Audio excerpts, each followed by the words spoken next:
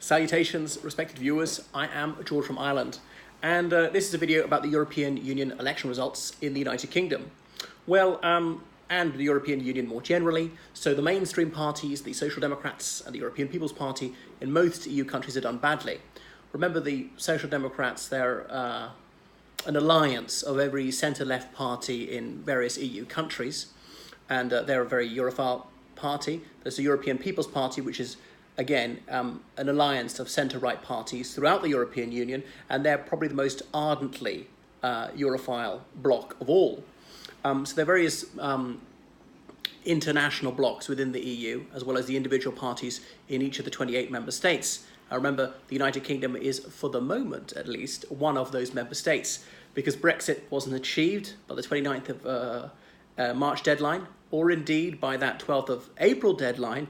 The European Union obliged the UK legally to hold these European Union elections, which seem farcical since the UK is supposed to leave in October, with or without agreement, though it remains to be seen whether that shall transpire. Now, the Brexit Party was founded almost a few months ago, so only a few months ago. Nigel Farage was one of the founder members of the United Kingdom Independence Party, UKIP, and he's later left it because he said it's just about anti-Islamic bile these days. So the Brexit Party is more or less the same thing. They didn't even publish a manifesto. I suppose it just has to be known by one word, and that appealed very strongly to those who considered Brexit to be vitally important. So there isn't enough room on the political spectrum for two parties which largely believe in the same thing. The Brexit Party, to some extent, seems to be a vehicle for Farage's rambunctious personality, and he is a cheeky chappy. He is a tireless self-publicist, and he's a household name. Love him or loathe him, he's one of the best-known figures in British politics, and surely you have to take off your hat to him, because when he joined UKIP in 1993, when he helped to found it, it was a complete lunatic fringe cause. It had virtually no money. It didn't seem to have a snowball in hell's chance of ever getting anybody elected. The UK was deeply entrenched in the European Union, and that was that. And then he's come to the brink of making it happen, Brexit. But the Brexit Party has come from nowhere to do very, very well indeed, from having not a single councillor to being the most popular party in the United Kingdom. It shows that there's at least a large minority who are ardently for Brexit, including with no deal. And they also said, just leave. In March, just leave, without an agreement. That's it, out. Okay? There were two possibilities, remain or leave. Remain was removed. There were different versions of leave we could go for, with an agreement, without an agreement. As no agreement was arrived at, therefore, the United Kingdom should simply have left. I believed in March it was right to delay for a fortnight, see could something be thrashed out, and as it couldn't, I thought in April, all right, then leave. The United Kingdom spent over 2 years trying to hammer this out with the European Union. It's not all the EU's fault. Perhaps there's some foolishness or intransigence on the UK side as well as that in Brussels, but as an agreement was not arrived at, the UK should simply have left without an agreement. Anyway, so the Brexit Party performed fabulously well, scoring 34% of the vote, and UKIP fell to about 2% of the vote, so virtually all UKIP voters went that way. The two parties with a very clear and definite view of the European Union did the best, and I think that speaks volumes. The Liberal Democrats came second. So it's decades since they've done that. They got 20% of the vote, a fantastic result for them. Bear in mind, the last parliamentary election, they only got 7%. They've only got 12 members of parliament. The 2017 Westminster election was even worse for the Lib Dems in share of the vote than the 2015 election, though they did go up in seats slightly. It shows you how disproportionate the UK electoral system is. You can go down in votes and up in seats or vice versa. It's madness. There ought to be a system that's a bit more proportional. So the Green Party did very well. They've got several people into the European Parliament. They already had some, but they've increased their representation. The SNP won in Scotland. They've been declining in Scotland for several years. Because remember, since 2007, the SNP has been in government in Scotland for 12 years. You can't divide political gravity forever. What goes up must come down. And there's serious problems there. But they are a Europhile party. They want a referendum on taking Scotland out of the United Kingdom, yet remaining in the European Union.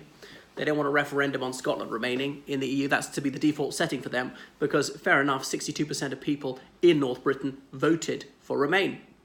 Labour were reduced to 15% of the vote. So a disastrous vote for them, considering they were 5% ahead in the polls when it came to the Westminster elections. So you notice how voting behaviour changes radically according to which legislature you're voting for. If you're voting for Westminster, some people vote this way, but if those same people are voting for the European Parliament, they vote that way. There are some people who are consistent no matter which legislature they're voting for. The Conservatives were reduced to a paltry 9% of the vote. It is a truly ignominious result. It is the Conservative Unionist Party's worst result ever by quite some way. So I've got to hand it to Theresa May. She really is a record breaker when it comes to catastrophic defeats for her party. The worst ever defeat for any government in history over her first Brexit agreement, lost by 240 votes, really raising the bar for humiliation. So if you forgive the phrase, she manfully soldiered on, although she's now obviously announced she's falling on a sword, going to retire as Prime Minister by the 7th of July at the latest, just depending on how long it takes the Conservative Party to elect a new leader. And by the way, Sajid Javid has thrown his hat into the ring, as I said he would, but a bit later than the others. So doesn't this prove how useless the European Union Parliament is? Because the Brexit Party has won this election by quite some way, but it certainly doesn't guarantee that Brexit will happen. In fact, it's quite dubious that it ever will, because the Westminster elite, they have set their face against Brexit. They will cook up any excuse to thwart the settled will of the majority of the people and try and stop it happening. The Conservative Party had some dreadful results in 1994 back in the European Union elections, and they still obviously went on to lose the Westminster election. I think UKIP 10 years ago, or even 5 years ago, had a fantastic result, but that didn't guarantee Brexit, and that might still not happen. So these are the most proportional elections, the fairest elections, and yet they count for almost nothing. Doesn't it show how the European Parliament in Strasbourg is really a useless talking shop? Well, I wish I got in there. I mean, it's nice work if you can get it. Very easy to make money in there. Anything else about that? So Theresa May's going to go, a new leader come forward, and a new Conservative leader will say, we might have to have a complete rethink, we might have to have a second referendum, call an election. I don't think so, because the Conservative Party knows it's staring a very heavy defeat in the face. So crumbs for comfort for the Liberal Democrats, they've done a bit better. But the thing is, by the time of the next Westminster election, the whole European Union issue will probably be resolved, and that will rob the Lib Dems of their key issue. Either the UK will be staying in the European Union for the long term, or it will be out. So one way or the other, it'll be resolved, and what are the Liberal Democrats going to do about it?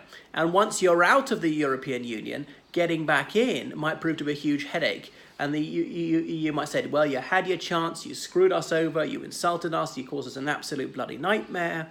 Well, you can only come back in if you pay way more into the European Union and agree to all this and join the euro and agree that you can never ever try to leave and all this and all that. So the Lib Dems, I think they'd be premature to think that they're on the way to number 10 Downing Street again, despite this victory. So the more nationalistic parties, the more Eurosceptic parties have done better in almost every EU member state. Is the Brussels elite listening? I don't think so, because no matter what happens, they are absolutely hell-bent on deeper integration, on never making the slightest concession to national identity.